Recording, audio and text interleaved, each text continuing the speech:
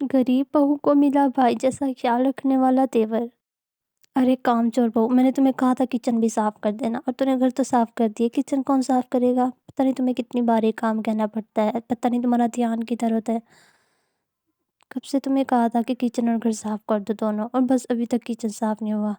ارے ماں جی، وہ میں نے سوچا کہ پہلے گھر صاف کر دیتی ہوں پھر کچن صاف کر لوں گی۔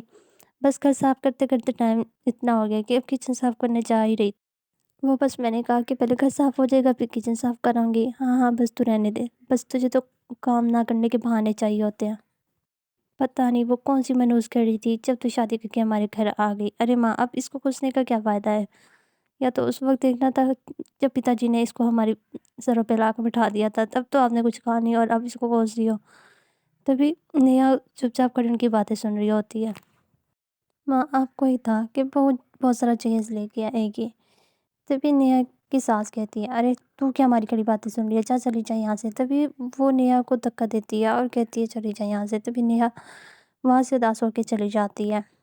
دراصل نیہا غریب باپ کی بیٹی ہوتی ہے، اس کی 2 پتنیاں تھیں اور اس کی ماں غریبی کے چلتے پہلے ہی اس کی ماں کا دیہانت ہو گیا تھا، جس کی وجہ سے اس کی سوتیلی ماں تھی، اور غریبی کے چلتے وہ لوگ اس کو جہیز بھی نہیں دے پائے، اور اسی وجہ سے اس کی سوتیلی ماں نے اس کو بغیر جہیز دیے اس کی شادی کروا دی تھی، اور کچھ دنوں کے بعد پھر نیہا شادی کر کے ان کے گھر بہو بن کے آ گئی تھی۔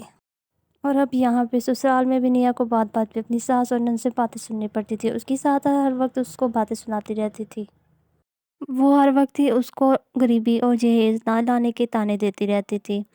نیہا چپ چاپ ان کی باتیں برداشت کرتی رہتی تھی۔ اسی طرح سے سمے گزرتا ہے، اور اس گزرتے سمے کے ساتھ جب ایک دن سب کھانے کے ٹیبل پہ ناشتہ کر رہے تھے، تب بھی دروازے پہ دستک ہوتی ہے۔ جیسے ہی نیہا دروازہ جا کے کھولتی ہے، سامنے روی کھڑا ہوتا ہے۔ ارے کیسی ہو بھابھی؟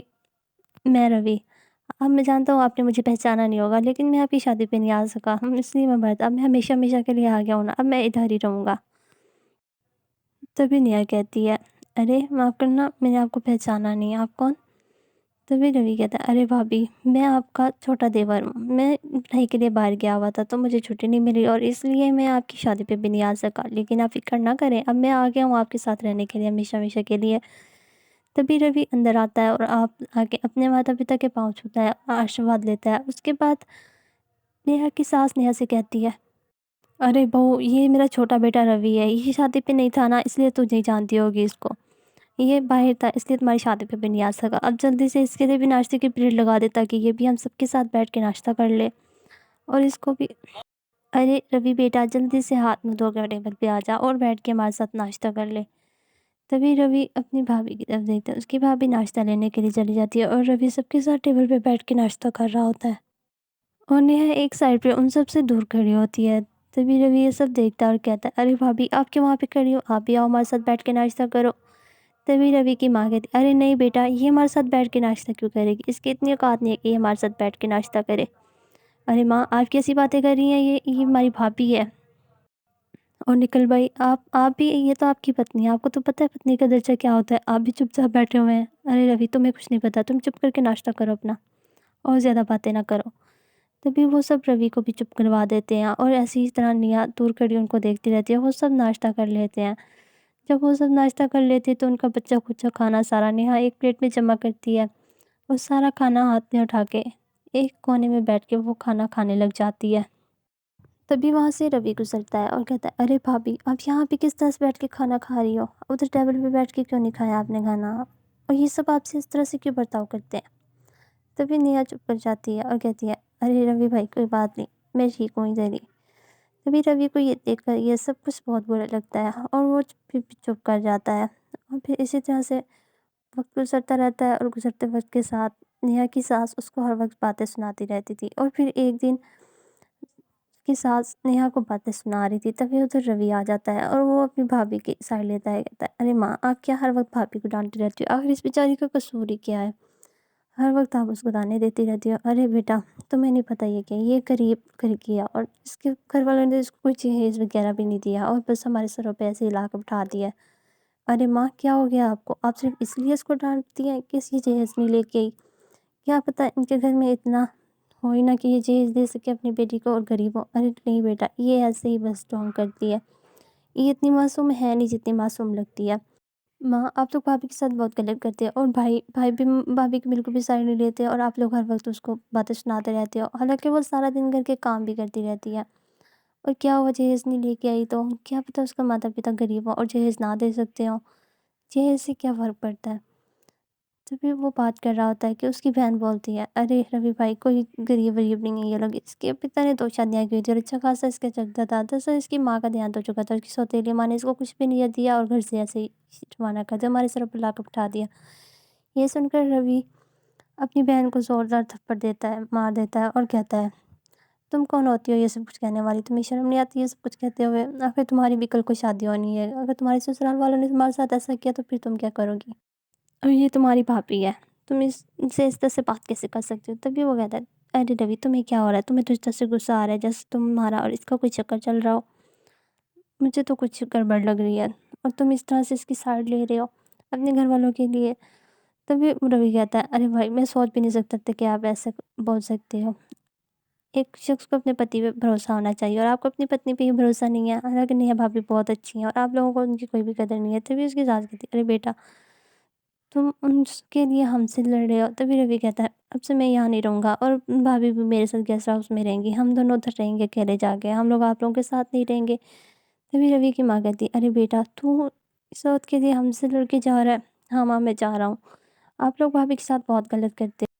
ارے بیٹا تم نہیں جانتے اس کو، یہ جتنی ہی معصوم ہے اتنی ہی زیادہ چلاک ہے، اپنی معصومیت سے سب کو ہی اپنی طرف کر لیتی ہے اور بہت چلاک گئی ہے۔ تبھی روی کہتا ہے ماں میں کچھ نہیں سننا چاہتا، اور اب سے میں اور نیہا بھابھی ادھر نہیں رہیں گے، ہم لوگ ادھر راج والے ہاؤس میں رہیں گے اور ہم دونوں ایک ساتھ رہیں گے۔ اب میں نے بھابھی کو اپنی بہن مانا ہوا ہے اور میری بہن اب میرے ساتھ رہے گی۔ تبھی روی نیہا کا ہاتھ پکڑ کے وہاں سے لے جاتا ہے، وہ دونوں وہاں سے چلے جاتے ہیں اور وہ سب کھڑے دیکھ رہے ہوتے ہیں۔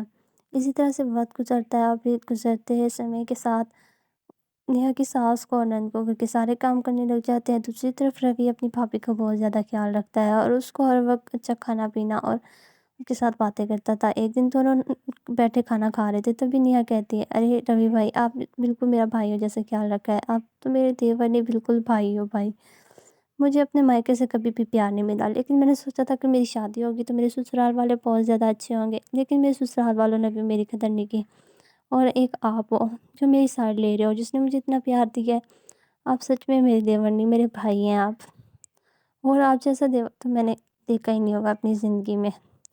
ارے بھابھی آپ ایسے کیوں کہہ رہی ہو، میں آپ کا بھائی ہوں اور آپ کا حق بنتا ہے، آپ بھی تو بہت اچھی ہو، آپ بھی سب کا بہت زیادہ خیال رکھتی ہو، لیکن گھر والوں کو آپ کی قدر ہی نہیں ہے، لیکن دیکھنا ایک دن سب کو آپ کا احساس ہوگا۔ دوسری طرف اس کی ساس اور نند سارا دن گھر کے کام کر کر کے انہیں نیہا کا احساس ہوتا ہے، وہ سب دونوں اس کے پاس آتی ہیں اور معافی مانگتی ہیں اور کہتی ہیں ارے نیہا بیٹا ہمیں معاف کر دے، ہم نے تمہارے ساتھ بہت زیادہ غلط کیا ہے، اب تم ہمارے ساتھ چل کے گھر رہو ہمارے۔ تبھی وہ سب ہنسی خوشی ایک دوسرے کے ساتھ رہنے لگ جاتے ہیں پھر سے۔ ارے ماں جی یہ لیں آپ کی چائے، میں چائے لے آئی ہوں۔ ارے یہ کیا ماں جی آپ رو رہی ہیں، آپ کی آنکھوں میں آنسو، آپ کیوں رو رہی ہیں، کیا ہوا ہے، کوئی بات ہے، آپ مجھے بتا سکتی ہیں آپ؟ ارے کچھ نہیں بہو، مجھے چھوٹے دیور کی یاد آ رہی ہے اور وہ کب سے گیا ہوا ہے، مجھے اس کی بہت یاد ہے۔ ارے ماں آپ کیوں فکر کر رہی ہیں، آدمی کی تو ڈیوٹی ہی ایسی ہوتی ہے کہ ان لوگوں کو تو اپنے کئی کئی اچھے اچھے فنکشن بھی مس کرنے پڑتے ہیں، اور کبھی کبھار تو ان کو شادی کے دوسرے دن ہی اپنی ڈیوٹی جوائن کرنی ہوتی ہے، اس میں اتنی رونے والی بات نہیں ہے، ان کی ذمہ داری ہوتی ہے، وہ اپنی دیش کے لیے آدھی سے زندگی زیادہ قربان کر دیتے ہیں۔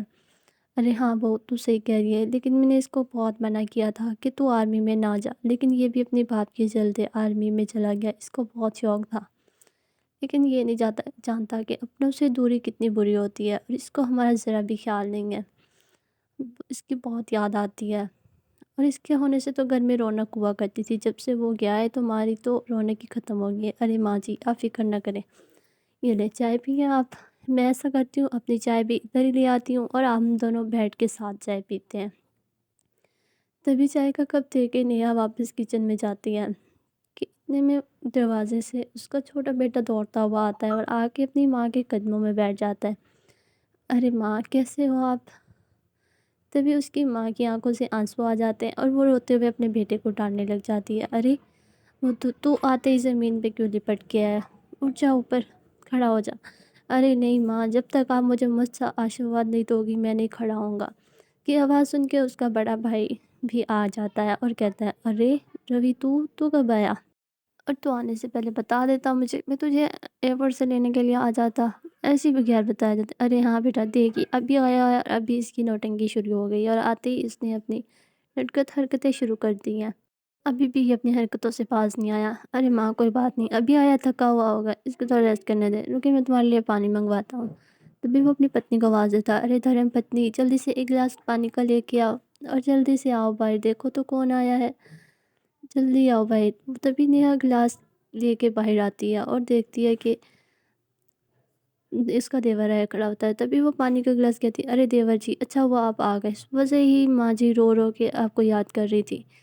نیہا کی آواز روی کو جانی پہچانی لگ رہی تھی، اور وہ اس کی آواز سن کے جیسے ہی پیچھے مڑا تو اس نے دیکھا کہ وہ تو نیہا تھی۔ تبھی روی کو دیکھ کے نیہا کی بھی آواز لڑکھنانے لگ جاتی ہے، اور وہ لڑکھڑاتی آواز میں کہتی ہے ارے دیور جی پانی۔ تبھی اس کی ساس، ارے بیٹا، اس کو دیکھ کے تو کیوں لڑکھڑانے لگ گئی؟ ارے ہاں نیہا، تو کیوں ڈر رہی ہے اسے؟ اس کی وردی سے نہ ڈرو، یہ دل کا بہت اچھا ہے اور صاف ہے، یہ تو ہمارے گھر کی رونق ہے، اور میرا چھوٹا بھائی ہے روی، اور اس کو فوج کا بہت شوق تھا، اس لیے یہ آرمی میں چلا گیا۔ تبھی نیہا اس کا پانی لے کے کھڑی ہوتی ہے، اور وہ دونوں ایک دوسرے کو دیکھے جا رہے ہوتے ہیں۔ تبھی وہاں سے روی چلا جاتا ہے اور اندر جا کے نیہا کی فوٹو نکال کے اپنے کمرے میں بہت زیادہ روتا ہے۔ دراصل نیہا ان دونوں کو ایک دوسرے کو پسند کرتے تھے، اور وہ دونوں یونیورسٹی کی لائف سے ہی ایک دوسرے کو پسند کرتے تھے۔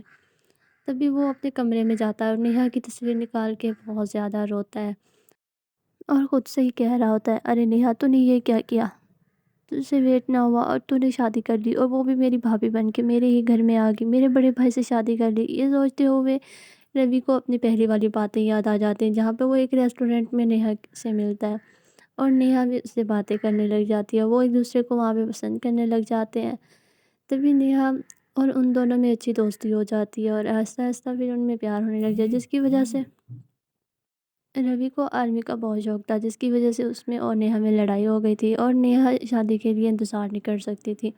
روی اپنی آرمی میں جا کے جوائن کر دیا۔ اس دنوں کے بعد وہ دونوں ایک دوسرے سے رابطہ نہیں کیا۔ اسی طرح سے روی اپنے کمرے میں ہوتا ہے کہ اس کی ماں آتی ہے اور کہتی ہے ارے بیٹا جلدی سے آ جا، اتنی دیر لگا دی تو نے، تمہاری بھابھی نے تمہارا من پسند کھانا بنایا ہے۔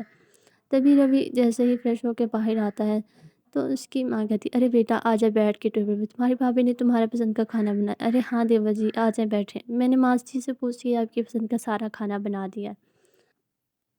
ارے ہاں، تمہاری بھابھی بہت اچھا کھانا بناتی ہے، ان کے ہاتھ کا کھانا کھا کے تو تم مست ہو جاؤ گے اور تمہیں بہت پسند آئے گا۔ ارے ان کے ہاتھ کا کھانا کھا کے میں نہیں مست ہونے والا، اور یہ ان کے ہاتھ کے کھانا میں کھا کے کیا کروں گا؟ جیسے بھی آپ سب کو ان کے ہاتھ کا کھانا مجھے آتا ہے کہ نہیں آتا یہ نہیں پتا۔ تبھی اس کی ماں کہتی ارے یہ کیا طریقہ ہے بھابھی سے بات کرنے کا؟ تبھی اس کے بعد جب نیہا کچن میں کھڑی ہوتی ہے، تبھی روی کچن سے پانی کی بوتل لے کے واپس سے آ رہا ہوتا ہے، تو تبھی نیہا اس کو آواز دیتی ہے اور اپنے پاس روک لیتی ہے اور کہتی ہے دیکھو روی، جو کچھ بھی ہوا بھول جاؤ، اب میں نہیں چاہتی کہ ہمارے بارے میں تمہارے بھائی کو یا ماں جی کو کچھ بھی پتہ چلے، اور میں نے تمہارا بہت ویٹ کیا تھا، تم نے 2 سال تک چلے گئے اور نہ کوئی رابطہ کیا نہ کچھ، اس میں میری کیا غلطی تھی؟ اور میرے ماتا پتا نے تو میری شادی کرنی ہی تھی۔ تبھی وہ روی سے کھڑی باتیں کر رہی ہوتی ہے اور اسے سمجھا رہی ہوتی ہے کہ وہاں پہ وہ دونوں، روی اس کی باتیں سن رہا تھا چپ کر کے۔ اچانک سے روی کی ماں آ جاتی ہے اور کہتی ہے ارے تم دونوں یہاں پہ کھڑے کیا دیور بھابھی گپے لڑا رہے ہو؟ ارے ماں جی کچھ نہیں، یہ مجھے بتا رہے تھے کہ آج کا کھانا میرا ان کو کتنا اچھا لگا اور کتنا مزیدار بنا ہوا تھا، بس میرے کھانے کی تعریف کر رہے تھے۔ ارے ماں، اس کے کھانے کی تعریف کون کرے گا؟ اس کے کھانے سے تو آپ کے ہاتھ کے بنائے ہوئے کریلے اچھے ہوتے ہیں۔ روی، میں نے تجھے پہلے بھی کہا ہے کہ تو سدھر جا، یہ کوئی طریقہ نہیں ہے بھابھی سے بات کرنے کا، تو اپنی ٹون ٹھیک کر لے ورنہ تیرا سر ہوگا اور میرا جوتا ہوگا۔ تبھی وہ اسی طرح روی کو ڈانٹتی رہتی، جس سے دن گزرتے ہیں، اور ایک دن نیہا تیار ہو کے باہر آتی ہے اور خوبصورت سی ساڑی پہن کے، وہ ویسے بھی بہت خوبصورت ہوتی ہے اور اس دن وہ بہت زیادہ خوبصورت لگ رہی ہوتی ہے تیار ہو کے۔ تبھی روی بھی وہاں کھڑا ہوتا ہے تو وہ ایک دوسرے کو دیکھنے لگ جاتے ہیں ایسے ہی۔ تبھی اس کی ساس کہتی ہے ارے بہو جا، جلدی چلی جا، لیٹ ہو جائے گی تو ورنہ۔ ارے ہاں ماں جی، کب سے وہ، تبھی وہ کہتی ہے ارے بہو تو رک، تجھے یہ روی چھوڑ دے گا۔ ارے ماں جی نہیں، میں خود چلی جاؤں گی۔ تبھی اس کی ساس کہتی ہے ارے نہیں نہیں وہ روی تمہیں بائک پہ جا کے مال چھوڑائے گا، تمہیں اکیلے جانے کی کیا ضرورت ہے، تم بس تھوڑا سا ویٹ کرو، ابھی میں روی کو کہتی ہوں روی بیٹا تم جلدی سے اپنی بھابھی کو مال چھوڑ آؤ۔ تبھی وہ دونوں باتیں کر رہی ہوتی، تبھی روی کہتا ہے ارے ماں جی میں نہیں جا رہا چھوڑنے، خود چلی جائیں۔ ارے یہ کیا بات ہوئی، میں نے تمہیں کتنی بار کہا کہ بھابھی ہے تمہاری، عزت سے بات کیا کرو۔ تبھی روی اپنی ماں سے بحث کرنے لگ جاتا ہے، جیسے وہ نیہا کو بھابھی ماننے کو تیار ہی نہیں تھا۔ اس کی ماں اس کو ہر وقت سمجھاتی رہتی تھی اب روی چھوڑ کے آ رہے ہو ورنہ مجھ سے کوئی برا نہیں ہوگا۔ تبھی روی اپنی بائک پہ نیہا کو بٹھا کے لے جاتا ہے اور نیہا بھی اس کے ساتھ بائک پہ بیٹھ کے چلی جاتی ہے۔ روی بہت زیادہ تیز رفتار میں بائک چلا رہا ہوتا ہے، جس کی وجہ سے نیہا اس کو کہتی ارے روی تم کس بات کا غصہ نکال رہے ہو، بائک ایسا نہیں چلا سکتے، مجھے مال پہنچنا ہے بھگوان کے پاس نہیں، آہستہ سے بائک چلاؤ۔ تبھی وہ زوردار سے بریک لگاتا ہے کہ نیہا نیچے گر جاتی ہے اور سنبھل نہیں پاتی۔ اس نظر روی کہتا ارے نیہا تمہیں چوٹ تو نہیں آئی؟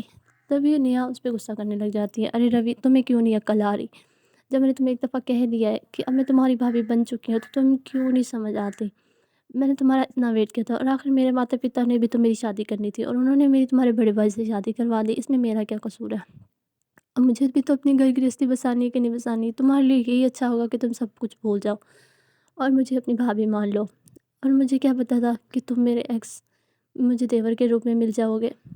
تبھی نیہا اس کو وہاں پہ بہت زیادہ باتیں سناتی ہے، جس کی باتیں سن کے روی خاموشی سے وہاں پہ کھڑا ہوتا ہے اور اس کی باتیں چپ چاپ سن رہا ہوتا ہے۔ نیہا اس کو مسلسل باتیں سنائی جا رہی ہوتی ہے، روی اس کی باتوں کو دھیان سے سن رہا ہوتا ہے۔ دیکھو روی میں تمہیں آخری بار کہہ رہی ہوں، اگر اس کے بعد تم نے کوئی بھی بدتمیزی کی تو مجھ سے برا کوئی نہیں ہوگا، اور میں نے تمہیں کہا ہے کہ اس معاملے کو چپ کر جاؤ، اور اب میں نہیں چاہتی کہ تمہارے بھائی اور ماں جی کو اس بارے میں کچھ بھی پتہ چلے۔ نیہا اس کو بہت باتیں سناتی ہے اور روی گھر آ کے نیہا کی باتوں کو بہت ہی دماغ سے سوچتا ہے اور اس دن کے بعد سے وہ نیہا کو بھابھی مان لیتا ہے